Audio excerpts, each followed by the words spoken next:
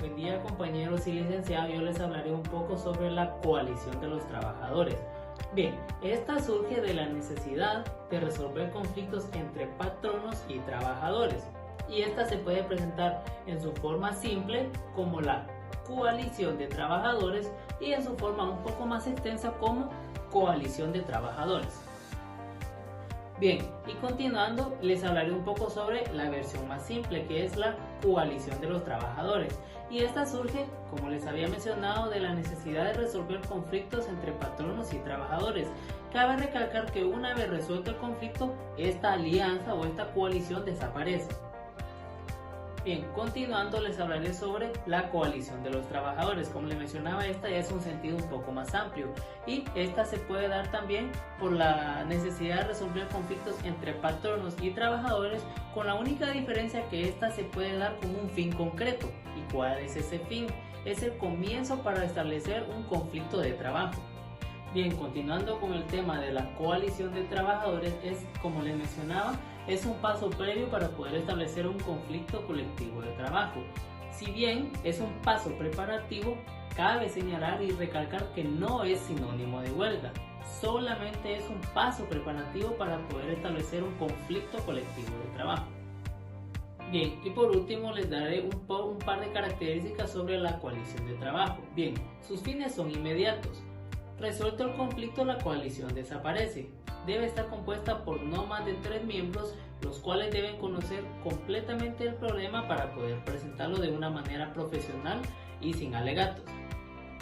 Bien, y con esto concluyo mi participación. Gracias. Siguiendo con el tema de la coalición y específicamente en el tema de la Constitución, se tienen que dar ciertas condiciones indispensables para que se dé esta negociación colectiva. Por ejemplo, que los trabajadores gocen del derecho de construir las organizaciones que ellos quieran o que ellos consideren pertinentes, y obviamente la libertad de afiliarse a ellas. Otra condición indispensable es que ambas partes negocien de buena fe. De buena fe es una expresión que se utiliza en las negociaciones, que significa que cada parte debe estar dispuesta a escuchar los argumentos del otro para poder llegar al bien común o a un mutuo acuerdo. Continuando con la extinción de la coalición, al decir extinción de la coalición nos referimos a la disolución o la finalización de la existencia de la misma, y se puede dar por 4 casos.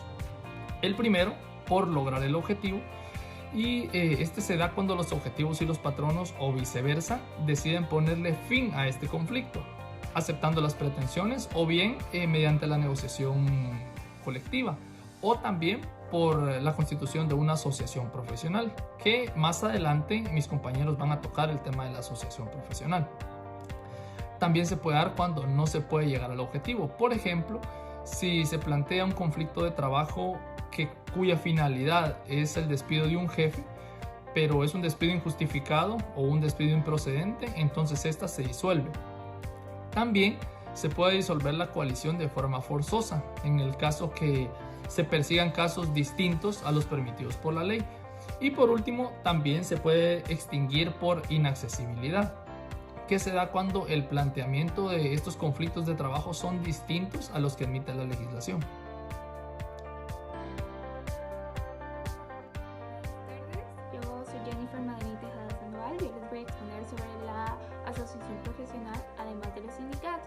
Y es que la asociación profesional básicamente es una agrupación de personas físicas o jurídicas que se constituyen para tutelar derechos, vigilar intereses financieros de las personas que constituyen esta asociación. Entre sus funciones y generalidades vamos a encontrar que es deber de ellos organizar actividades además de prestar servicios a sus asociados, y otra de sus funciones es que deben defender y vigilar a sus asociados mediante acciones legales.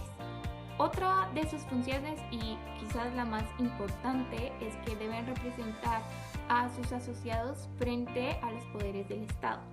Bien, siguiendo con el tema de las agrupaciones, vamos a encontrar lo que son los sindicatos. y es que estas son agrupaciones de gente trabajadora, es decir, la clase obrera, que se van a constituir para defender, vigilar los intereses financieros, profesionales y sociales vinculados a sus tareas de las personas a quienes representan. De hecho, en nuestro Código de Trabajo y Constitución, pero más específicamente en el Código de Trabajo se regula desde el artículo 41 al artículo 48 del mismo, donde vamos a encontrar la representación de sindicatos, la disolución de sindicatos, la responsabilidad sindical, etc. Eso es todo por mi exposición. Muchas gracias. La libertad sindical es un derecho fundamental de los trabajadores y patronos para constituir y afiliarse libremente a organizaciones sindicales, desarrollar en ellas actividades de defensa y promoción de sus derechos e intereses. Este derecho ha sido reconocido internacionalmente y nuestro país ha ratificado varios tratados y convenios de la Organización Internacional del Trabajo. El artículo 34 de la Constitución Política de la República de Guatemala establece los derechos de libre asociación y el artículo 102, literal Q, los derechos de sindicalización. El Código de Trabajo regula los sindicatos del sector privado en los artículos del 206 al 238. En el caso del sector público, estos se rigen por las normas de la Ley de Sindicalización y Regulación de la Huelga de los Trabajadores del Estado. Un sindicato es toda asociación permanente de trabajadores y patronos constituida exclusivamente para el estudio, mejoramiento y protección de sus respectivos intereses económicos y sociales en común.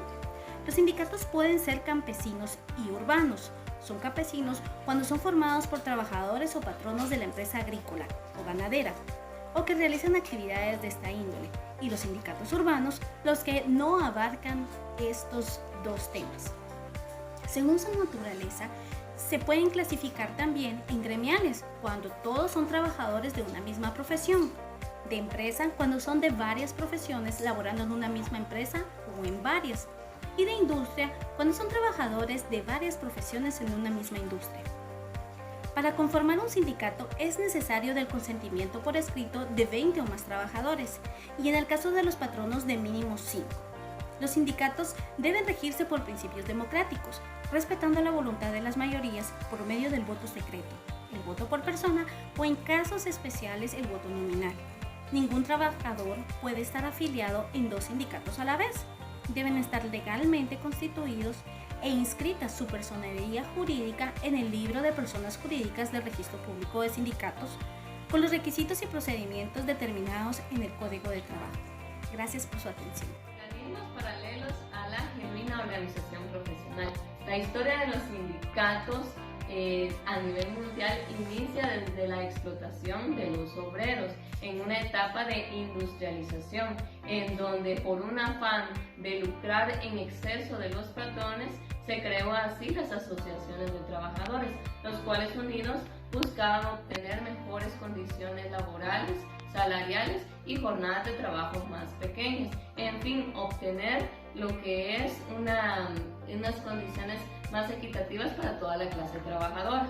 Así igualmente el convenio 87 de la OIT, este radica en que es un instrumento internacional que protege todos los derechos de los trabajadores a constituir o formar parte de asociaciones que protejan sus intereses laborales.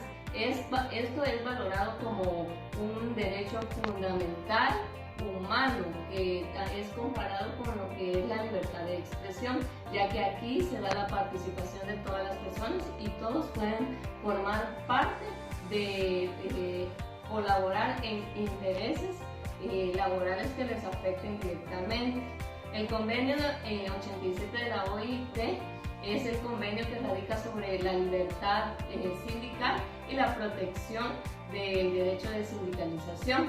Este convenio 87 se creó en San Francisco en la 31 reunión de la Conferencia Internacional del Trabajo, llevada a cabo el 9 de julio de 1948 y esa entró en vigor el 4 de julio de 1950.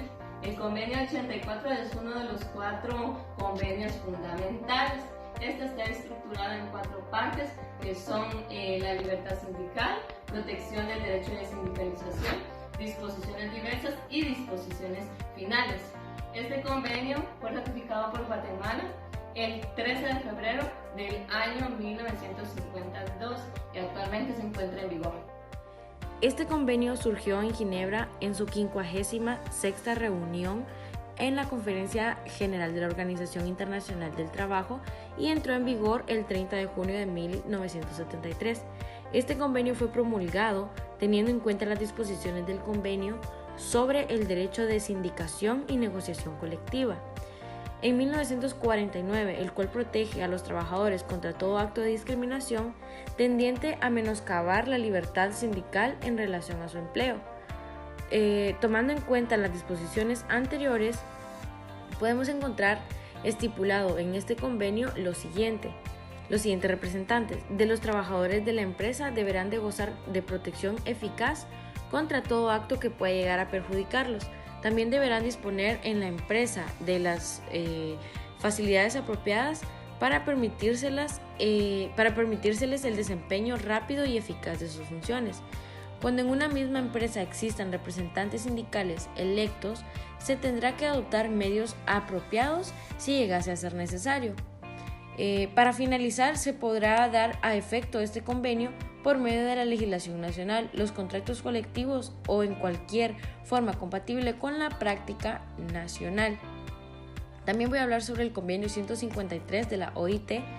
Este convenio surgió en Ginebra en su 65ª reunión de la Conferencia General de la Organización Internacional del Trabajo y entró en vigor el 10 de febrero de 1983.